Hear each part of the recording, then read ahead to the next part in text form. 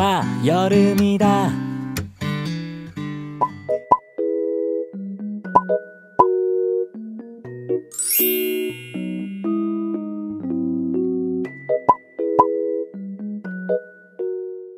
Assalamualaikum, hai teman-teman, balik lagi di channel aku. Udah berapa hari nggak bikin video, 2 hari ya? 2 apa 3 hari. Tadinya tuh mau kemarin uploadnya, cuman nggak sempet, jadinya baru hari ini bisa upload. Dan seperti biasa aku cuman bisa sharing rutinitas harian aku di rumah sebagai ibu rumah tangga aja, yang kegiatannya masih seputar soal masak, beberes, kadang jalan-jalan gitu teman-teman. Ya aktivitas harian lah teman-teman. Dan pagi ini itu Kila nggak sekolah karena perut dia tuh agak nggak enak, jadi dia tuh rewel. Akhirnya aku putuskan untuk rehat di rumah dulu. Dia tuh bangun subuh terus megangin perutnya terus, pas aku cek ternyata perutnya tuh kembung dan ya nangis lah. Daripada aku bawa ke sekolah, aku paksain dia di sekolah malah nangis-nangis, ganggu temennya, lebih baik ya udah istirahat di rumah aja. Ini anaknya udah mandi juga ya, jadi segar gitu. Terus ngeliatin aku aktivitas di dapur untuk bikin sarapan. Jadi masih ada nasi kemarin dan ya udah lumayan banyak ya nasinya. Aku jadiin nasi goreng aja. Sebetulnya habis bikin nasi goreng ini, aku juga nyuapin Kila tuh depan rumah teman-teman. Cuman kelupaan nggak direkod ya aktivitas buat diam di depan rumahnya tuh di lapangan main gitu, nemenin Kila main sambil nyuapin dia. Dan alhamdulillah makannya juga banyak sampai berkali-kali nambah gitu. Cuman sayang ya nggak divideoin. Suasana rumah aku tuh kalau pagi, siang, ke sore itu sepi teman-teman. Ya malam apalagi ya sepi banget gitu. Karena di pojokan rumah aku tuh ini jarang ada kendaraan lewat gitu. Yang lewat tuh paling kendaraan-kendaraan penghuni yang tinggal di sekitar sini aja. Ya terus ditambah kalau satpam lagi muter-muter itu paling ya yang sering lewat ya satpam ya jaga rumah gitu. Dulu tuh waktu aku di rumah lama tuh kan di sana tuh padat ya teman-teman, padat banget rumahnya. Depan rumah aku tuh rumah lagi yang nggak ada taman sama sekali, pokoknya padat. Dan dulu tuh sering banget ada kegiatan bapak-bapak ibu-ibunya gitu.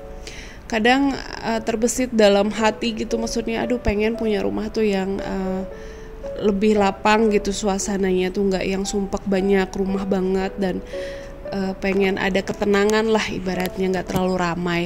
Dan ternyata sekarang Allah kasih tuh bener-bener sesuatu hal yang aku mau gitu. Dan Masya Allah banget, pengennya yang tenang, yang nyaman, nggak terlalu bising. Dikasih sama Allah tuh yang bener-bener sepi banget. Kadang wah beneran ya, ternyata kalau kita doa ya terbesit gitu dalam hati minta sama Allah, itu tuh sama Allah tuh dikasih teman-teman. Tapi memang ada waktunya, ada saatnya yang tepat gitu. Masya Allah banget deh kuasa Allah teman-teman. Itu tuh hal yang dari dulu aku tuh suka sadarin gitu. Kayak dulu banget waktu aku masih di Cianjur, masih kerja ya, masih kerjanya tuh di cabang Cianjur di kantor aku. Aku tuh pengen gitu pindah ke Jakarta gitu, pengen ngerasain yang namanya hidup di kota-kota besar gitu. Karena namanya aku lahir di Cianjur, besar di Cianjur, jarang kemana-mana sendirian.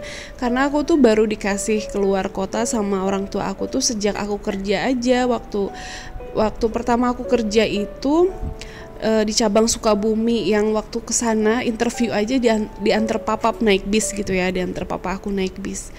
Dan selanjutnya aku pergi ke Sukabumi ya baru beraniin sendiri ya setelah kerja itu pun orang tua aku juga yang beneran mau sendiri, nggak diantar lagi gitu. Aku ingat banget dulu, nggak apa-apa. Nah dari situ aku dilepas gitu. Cuman ke Sukabumi doang, dari Cianjur ke Sukabumi kan cuma 30 menit ya naik bis gitu. Luar biasa deh dulu tuh.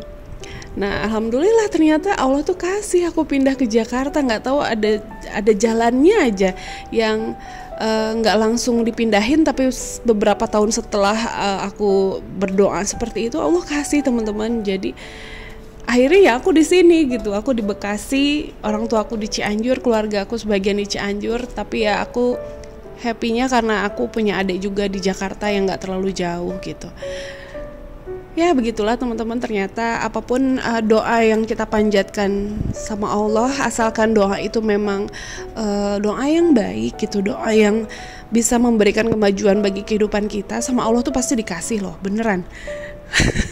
Kayak sekarang aku pengen punya rumah luas dulu tuh ya, nggak cuman pengen rumah yang lapang sih, pengen punya rumah yang agak lebih luas dibanding rumah yang lama, terus pengen yang tenang, nyaman, nggak bising, nggak yang sumpek terlalu banyak rumah di depan. Ternyata Allah kasih di depan rumah aku tuh nggak ada rumah lapang gitu, meskipun depannya lagi itu setelah pembatas tembok itu ada pabrik, tapi itu kan pabrik makanan yang setiap hari itu wangi makanan tuh kecium teman-teman. Jadi bukan pabrik yang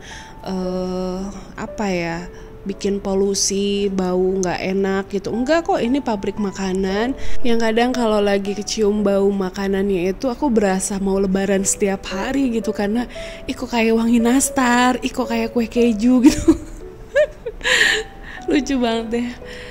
Kalau disebut bising ya ada suara mesin, cuman nggak terlalu bising kok. Aku masih bisa tolerir gitu, dan penghuni sekitar rumah aku juga nyaman-nyaman aja kok di sini gitu teman-teman. Oke, balik lagi video. Tadi aku bikin nasi goreng kemiri teman-teman. Aku tuh baru inget ya, kemarin tuh pernah ada aku Ica tuh nanya, Teteh gimana sih cara bikin nasi goreng kemiri? Aku malah jawab kayaknya nggak pernah bikin deh. Terus setelah aku inget-inget lah, oh iya ya pernah kok. Aku tuh sering banget bikin dulu nasi goreng kemiri, apalagi waktu zaman sekolah aku sering bikin nasi goreng tuh dibikin buat bekal gitu. Nasi goreng kemiri tuh enak, jadi apalagi kalau dominan rasa bawang putih itu yang aku suka sih. Tetap pakai kecap dan pakai telur yang agak banyak gitu. Nah tadi masaknya udah aku simpan juga di wadah, aku taruh di meja makan, dan aku tuh nyuapin Kila habis itu, dan sekarang udah nyuapin itu aku lanjut buat nyuci piring. Seperti biasa masih ditemenin Syakila, anak aku. Kila ini ya, aku ngelihat dia tuh sekarang udah di atas 5 tahun kan umurnya, udah 5 tahun lah kemarin. Perubahan bentuk badannya tuh berasa banget teman-teman, jadi kayak bukan balita lagi deh sekarang. Dia tuh udah mulai makin tinggi, badannya makin berisi, dan alhamdulillahnya tuh aku ngelihat sejauh ini kondisi dia sehat, meskipun masih kadang batuk pilek gitu. Aku nggak ngerti deh, pokoknya setelah COVID itu kalau kena batuk pilek tuh berasa panjang gitu ya, nggak sembuh-sembuh.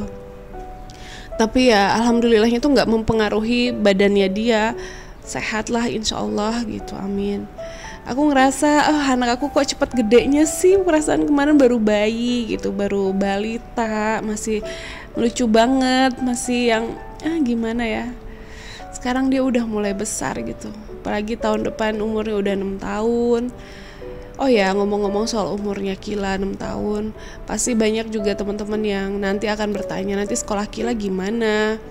Kila itu karena Kila adalah anak berkebutuhan khusus, penyandang autisme kalau Kila itu. Jadi aku tidak akan memaksakan dia untuk ikut seperti jalur sekolah anak umum pada biasanya gitu teman-teman. Maksudnya anak 6 tahun, 7 tahun harus masuk SD. Aku gak akan menerapkan hal itu ke Kila. Aku harus dan akan melihat sesuai kemampuannya Kila. Kalau Kila memang belum mampu untuk mengejar akademiknya, aku gak akan memaksakan. Apalagi sekarang sampai dengan usia 5 tahun ini Kila belum lancar bicara. Bahkan sekarang itu lagi di fase yang pasif, nggak mau ngomong sama sekali teman-teman. Itulah ujian terbesar yang lagi aku hadapi saat ini. Tapi aku sebagai orang tuanya juga tidak mau yang terlalu memikirkan berat untuk itu. Aku pasrah sama Allah dengan tetap berusaha memberikan terapi yang terbaik untuk Kila. Kila itu terapinya itu 5 kali dalam seminggu. Jadi kayak sekolah teman-teman, sekolahnya 5 kali dalam seminggu. Pulang sekolah itu langsung terapi, pulang sore, kayak gitu terus. Usaha aku sebagai orang tua tuh aku usahakan maksimal gitu untuk memberikan yang terbaik lah buat Kila, dan aku pasrah sama Allah. Apapun hasilnya nanti, aku yakin itu yang terbaik menurut Allah. Dan nanti kalau misalnya untuk terkait sekolahnya, aku sekali lagi tidak akan menerapkan pola sekolah umum bagi Kila.